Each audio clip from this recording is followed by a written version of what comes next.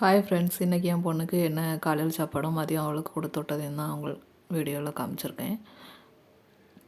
இன்றைக்கி காலையில் அவளுக்கு ஸ்கூலுக்கு வந்து பார்த்திங்கன்னா தேங்காய் சாதமும் உருளைக்கிழங்கு பொரியலும் தான் வச்சு கேட்டால். அவளுக்கு குழம்பு காய் கூட்டு அந்த மாதிரிலாம் கொண்டு போகிறதுக்கு பிடிக்காது. சிம்பிளாக ஏதாவது செஞ்சு தாங்கன்னு தான் கேட்பா. அவளுக்கு இந்த மாதிரி சாதம் மாதிரி ஏதாவது கிளறி கொடுத்தா சாப்பிட்டுக்கிடுவா. இன்றைக்கி தேங்காய் சோறு தான். வீட்டில் இருக்கிறத வச்சு தான் நான் செய்வேன். ரொம்பலாம் எல்லாம் வாங்கி வச்சுலாம் பண்ண மாட்டேன். சிம்பிளாக தான் எல்லாமே சாப்பாடெலாம் செய்கிறது. வெறும் கடுகு கடலைப்பருப்பு உளுந்து பருப்பு இல்லை, காஞ்ச மிளகாவும் கருவேப்பிலையும் போட்டு கொஞ்சம் தேங்காயும் போட்டு கொஞ்சம் கிளறி, ரொம்ப வறுக்கக்கூடாது, கொஞ்சம் அந்த பச்சை வாசனை போகிற அளவுக்கு மட்டும் வறுத்துட்டு அது கூடவே 2 நல்ல மிளகும் ஜீரகமும் கூட பொடிச்சு போட்டுக்கிடுவேன்.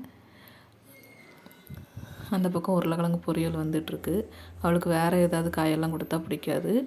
நல்ல மிளகும் ஜீரகமும் எதுக்கு போடுதோன்னா, அது அந்த சாப்பாடு சாப்பிட்றது வந்து அவளுக்கு ஜீரணமாகணுங்கிறதுக்காக தான் அது போடுறது. அது போட்டால் நல்லா வாசனையாகவும் இருக்கும். கொஞ்சம் நெய் இருந்தாலும் நெய் ஊற்றிக்கிடலாம். நான் தேங்காய் எண்ணெய் தான் ஊற்றிருக்கேன், அதனால் நெய்யெல்லாம் ஊற்றலை.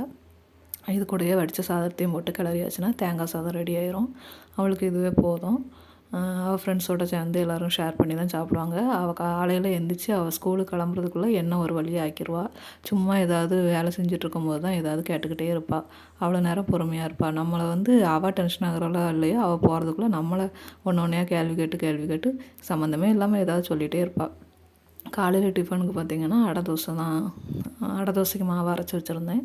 அடை தோசைக்கு சுட்டு நல்லெண்ணெயும் ஊற்றி சுட்டு கொடுத்தா அவள் சாப்பிட்டுக்கிடுவாள். நல்லெண்ணெய் ஊற்றி நல்லா முறுமுறுன்னு சுட்டு தேங்காய் சட்னியும் வச்சு சாப்பிடும்போது நல்லா டேஸ்ட்டாக இருக்கும். அவளுக்கு அதுதான் சுட்டு கொடுத்தேன். காலையில் ஒரு 2 தோசை சுட்டு கொடுத்தா தான் அதில் ஒரு தோசையாவது சாப்பிடுவாள். அதுலேயும் நம்ம ஊட்டி விட்டோன்னா ஒரு 1.5 தோசை சாப்பிடுவாள். நல்லெண்ணெய் வந்து நல்ல வாசனையாக இருக்கும். நல்லெண்ணெய் இல்லைன்னா தேங்காய் எண்ணெய் ஊற்றிக்கிடலாம். நான் இன்றைக்கி நல்லெண்ணெய் தான் ஊற்றிருக்கேன். பாருங்கள், நல்ல முறுமுறுன்னு பார்க்குறதுக்கே நல்லாயிருக்கு. அது கூடயும் தேங்காய் சட்னியும் வச்சு அவளை கொடுத்துருவேன். அவளை கூட்டிகிட்டு போகிறதுக்கு வீட்டில் காவலுக்கு வேறு ஒரு ஆள் வந்து உட்காந்துருக்காங்க. அவள் ஃப்ரெண்டு தான், அவள் கூட படிக்கிற பிள்ளை. 2 பேரும் சேர்ந்து தான் ஸ்கூலுக்கு போவாங்க.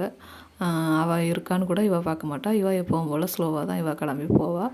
இவளுக்கு டெய்லி ஸ்கூல் கிளம்பி போகிறது அவ்வளோ பெரிய கஷ்டம்.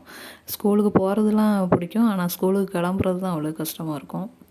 ஸ்கூலுக்கு தேவையில்லாமல் லீவ்லாம் எடுக்க மாட்டாள். அவளும் கிளம்பிட்டா.